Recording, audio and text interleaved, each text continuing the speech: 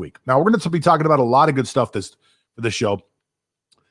And I have a guest I've been bringing on who people have been really happy to see on here. He's one of our writers over at whatsonsports.com. His name is Lance Fernandez. And Lance has been on here the last couple of weeks talking about different stuff. Just a couple of days ago, he came on and was telling us how we can try to improve the Jets. Now, even though I don't think it's possible to improve the Jets at this point, Lance had some pretty valid points. So today we're actually going to bring him on, and we're going to be talking about something that I find incredibly interesting, which is our What's on Sports top 5 teams. Now, Lance is going to come out here and he's going to tell us about it. But guys, before I go any further, I just want to let you know this show is being sponsored by our friends over at Sports Trading Systems. That's right. Sports Trading Systems is a place where you can go and learn how to trade sports just like other people trade stocks. Go over there right now. It's sportstradingsystems.com. And like, guys, it looks like he's joined us. He's a little fuzzy, but he's in the building. Hey, Lance, how are you today?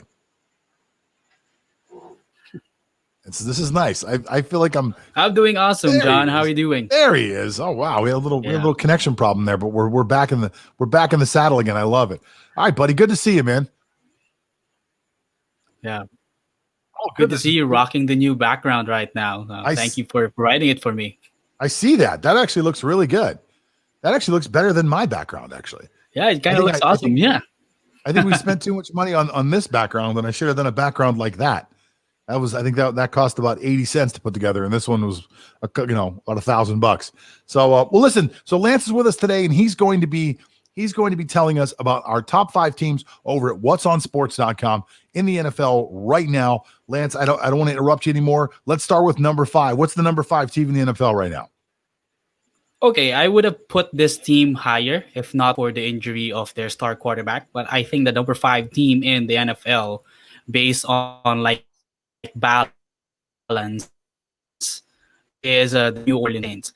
They have been winning constantly, even though it's Taysom Hill under center. But they have been able to find ways to win. It's not pretty. It's not even ugly. It's just right in the middle. But they have found ways to win constantly with Taysom Hill. Well, Taysom Hill does bring something into the fold that Drew Brees couldn't, which is the run game. So they have been running a lot of run pass options, so that has opened up the offense a little bit.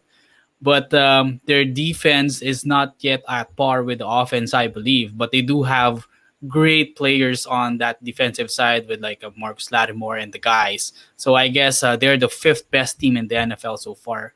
But if Drew Brees were to come back and be healthy, I would bump them even higher as far as number 3. Yeah, I would. I don't disagree. If I haven't heard the rest of your list, I don't want to disagree with you.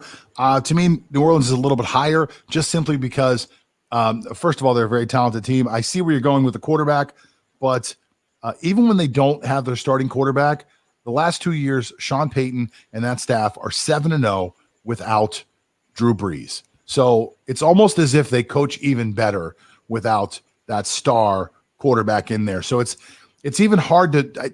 I see your argument. I don't want to go against it. I just want to mention that I think coaching goes into a lot of it.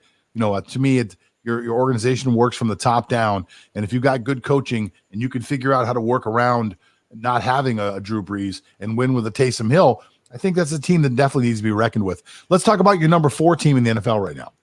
Okay, number 4 team might be shocking, might be surprising. I believe that the Tennessee Titans are the number 4 best team in the NFL so far because of, again, balance, because Derrick Henry is just a monster throughout this NFL season. He's been leading the league in rushing yards, and he has been collecting touchdowns in every game, and he's just punishing the defense of the opposing teams. And what's fascinating is that the Tennessee offense have lived and died with their play option because of such a huge threat in the backfield with Derrick Henry. So that has opened the passing lanes for Ryan Tannehill and also their wide receivers. That's why their offense has been difficult to stop. I don't disagree. The only weakness I see in Tennessee, and I'm actually a fan of what they've done there, the only weakness I see with the Tennessee offense is that Tannehill doesn't work outside the numbers very much. He's real, and I think a lot of that's dependent on the play action. So Derrick Henry, Derrick Henry, Derrick Henry. Now we do play action, Derrick Henry, and they're always finding those seams open down the middle. AJ Brown, I've long said, to me, is a top 5 wide receiver in the NFL. I think he's better than DK Metcalf. A lot of people dispute that. And most people actually dispute that. To me, he's a better talent than DK Metcalf. I really like your number 4 team. I get a feeling I can see what your next 3 are, though. But let me see. What is your number 3 team in the NFL? Okay, this might be even more surprising. But to add to what you've mentioned, Derrick Henry has been the most valuable player of the Titans, bar and none.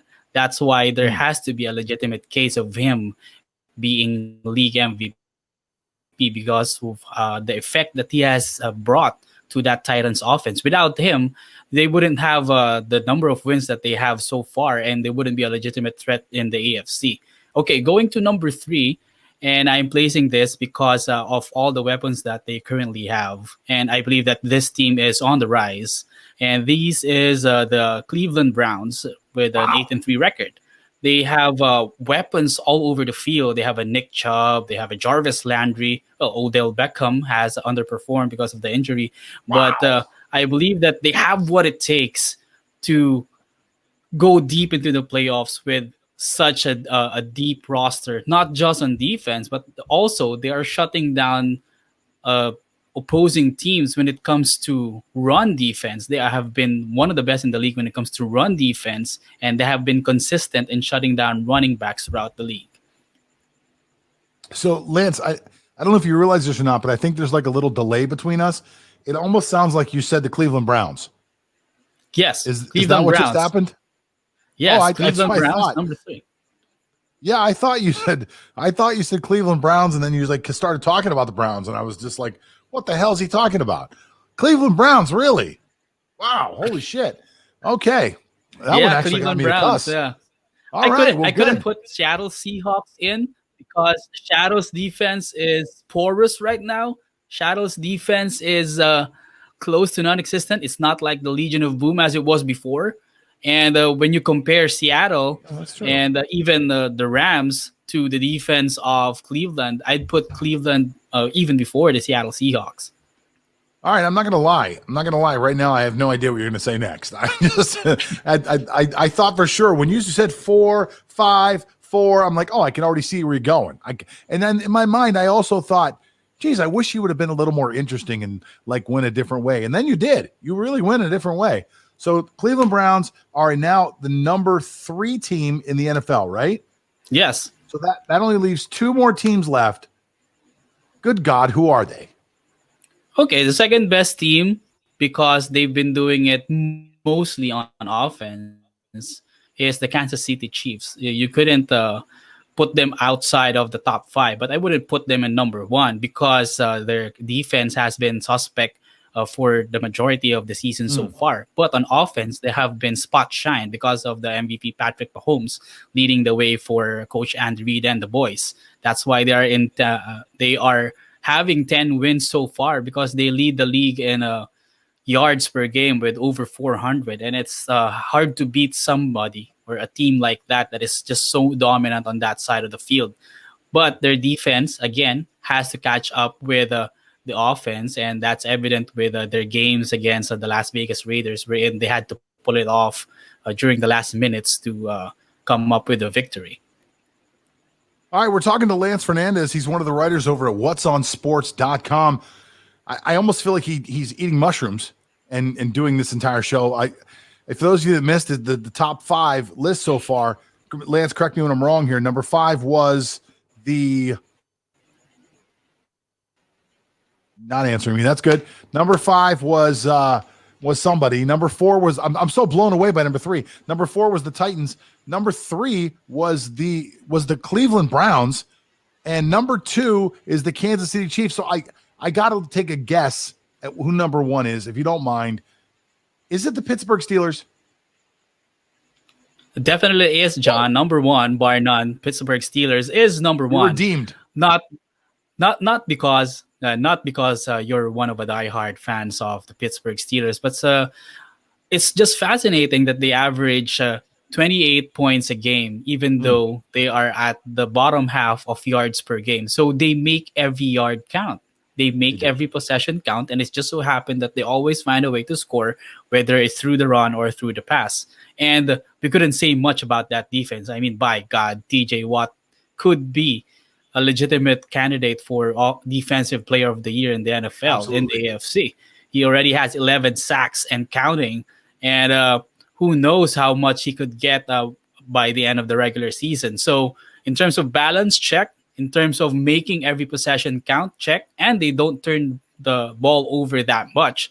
So, in terms of being great in both sides of the field, Pittsburgh Steelers bar none. And their 11-0 record is no fluke at all. So you make some great points, and not just because I'm a Steeler fan, but because I think at the end of the day, football really comes down to something. People would talk about Patrick Mahomes, like, we bring Michael Schuessler on the show all the time, and he'll be on later on, but he's always talking about how great Patrick Mahomes is, and he's thinking about it from a fantasy standpoint. From a fantasy standpoint, he is incredible.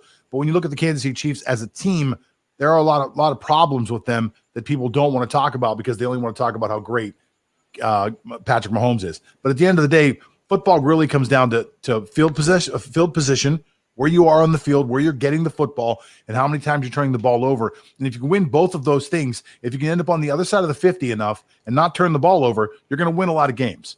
So Pittsburgh's defense puts them in a good position so the offense doesn't have to work that hard, and that's why those numbers that you said actually matter. Ladies and gentlemen, his name is Lance Fernandez. The mushrooms are wearing off. Lance is starting to feel good. Lance, you're writing some great stuff over on the website. By the way, guys, if you want to read what this crazy mofo is writing about, go over to whatsonsports.com. You never know what he's going to write over there. Lance, thank you so much for being part of the show right now. We'll have you on again real soon, buddy. Always my pleasure, John. Always my pleasure.